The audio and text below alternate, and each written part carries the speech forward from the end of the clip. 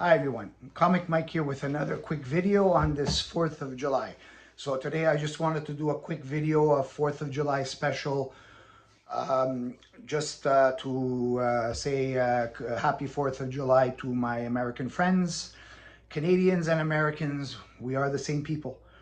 No matter what anybody says, the only thing that separates us is an imaginary squiggly line that goes across both of our countries. But in values and we're the same.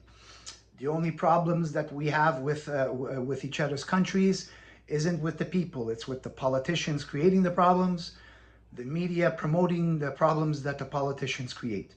Because other than that, we always get along. So I tried to find the most patriotic book I have, which not too many patriotic covers that I have, but I just got one in the mail yesterday, and because I was saving it for, I ordered it for the 4th of July, and I was worried I wasn't going to receive it in time. But luckily yesterday I got it, and this is the book. It's a treasury edition. I love treasury editions. Superman celebrates salute to the bicentennial. I love this cover. It's like from a golden age comic. Now this treasury edition does not have any Superman stories. He's more like the narrator of the stories, and basically it's 6 tales of heroic history celebrating the spirit of 76, plus a gallery of presidential portraits, bicentennial newspaper. This treasury edition came out in 1976. Now, inside, we have most of the stories here are with Tomahawk. Now, I know Tomahawk, the DC character, but I actually never read any of his books or never owned any of his books. So the stories inside of Tomahawk, art by Frederick Ray, and all the Superman art is by Kurt Swan.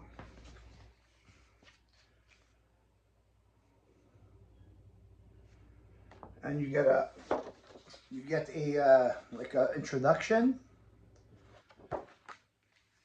Now, like I said, the stories, most of the stories are with Tomahawk, and he's helping the Americans with the war with the Brits, and there's and he has some help with some natives. And the good thing I like about this book is in this treasury editions always have additional things inside, like pinups and like posters, and so that this one, let's take a quick look. After the stories, and then it gives like history of that time period with a portrait.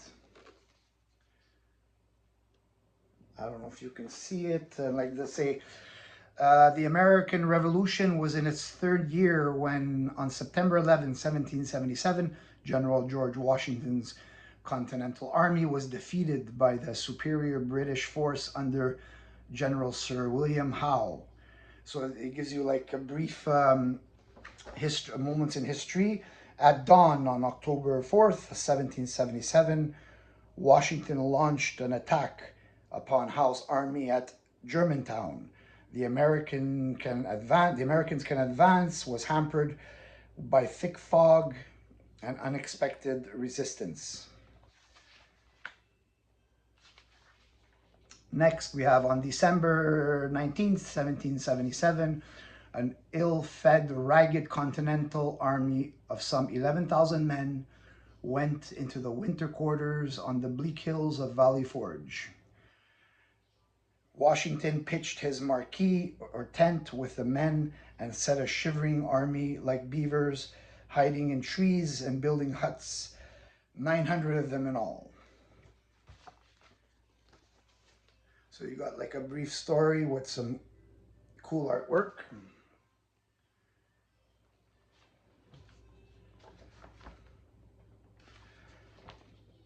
Then we have the commissionary department had broke down, completely leaving the army destitute. The suffering of his men at Valley Forge was described by Washington himself, when he wrote, "Naked and starving as they are, we cannot admire the incomparable patience and fidelity of the soldiers." The day before Christmas, Washington, having seen that provisions for the shelter of his army were well underway, moved into the Isaac Potts house, which remained his headquarters throughout the winter. He was joined there by his wife Martha in February. Cool picture there and there.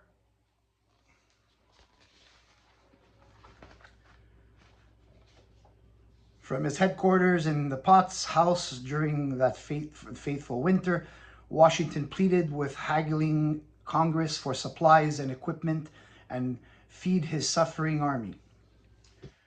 The story has come down to us of the soldiers at Valley Forge who came upon his commander-in-chief alone and kneeling in silent prayers. Show those.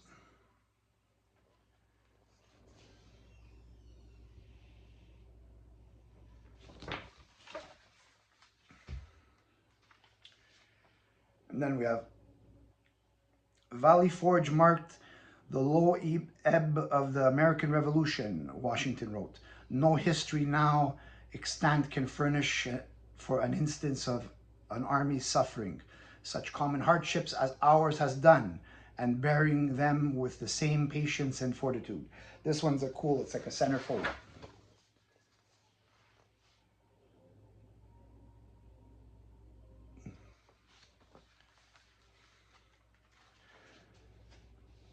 So these are reasons why I like treasury editions, because they always give you like a bonus, like in every treasury edition, depending on what's the book about. And with the coming of spring, the army again took heart on May 6, 1778. News of the French alliance was celebrated on the Grand Parade, or drill ground. General Washington, whose example had held the ragged army together in its darkest hours, was widely cheered by his troops as he rode down the line.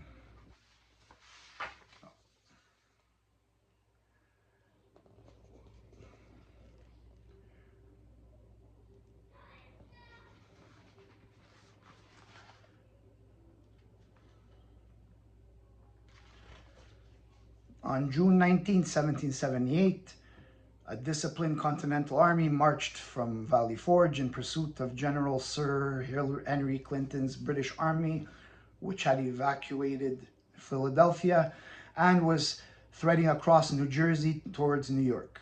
Washington overtook the enemy at Monmouth, New Jersey, and after a day-long battle, the British were forced from the field. June 28, 1778. Final victory was to come 3 years later at Yorktown. So, it's a cool little history. If you're an American patriot, probably a book. No, this is a cool book. I like it, and I'm not even an American, so I'm sure the Americans would like it. And you can get them fairly inexpensive if you're looking in a mid-grade. A book like this is, I mean, just cover alone, it's like, it's really nice. Then at the end, they give you the bicentennial planet. Continental Congress declares independence. Philadelphia, July 4th, 1776. And that's that.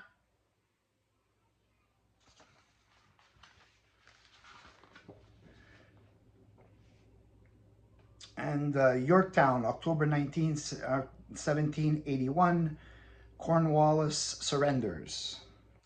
And then peace treaty with England signed, Paris, September 3rd, 1783. It's another cool.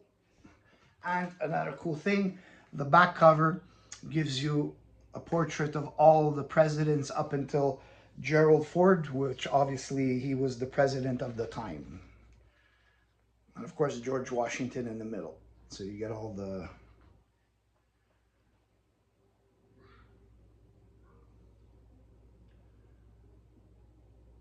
presidents there. So sorry, I'm not showing other books in this video because I just wanted to do like a 4th of July special. I will be doing another video either tonight or early tomorrow morning. I will be doing a next video on another series of forgotten from the 70s Bronze Age. Another note, I just hit 200 subscribers. Thank you so much for everyone who's watched and subscribed. Even if you're not subscribed, still thank you for watching my videos. I appreciate it. I didn't even think I was going to reach this. I thought I was going to be at 50. I was like, all right, you know, it's not so bad. And little by little, we've been going up steadily every month, which I appreciated very much. So probably I'm going to plan like some kind of giveaway, probably around 250 subscribers. I mean, when the time is coming and approaching the 250 subscribers, I'll give more detail on how we're going to do it. I got to figure it out myself, how to do it, because honestly, like technology, like me and computers are not friends. We are acquaintances. So I'm very limited to what I know how to do. So we're probably going to do it simple, old school bag, you know, hat with names in it and pull it. I'm going to look for some of the prizes that I'm going to be doing the giveaways, and we'll take it from there. And as the time approaches, I will give you more information, and I'll show the books that I'm going to be giving away.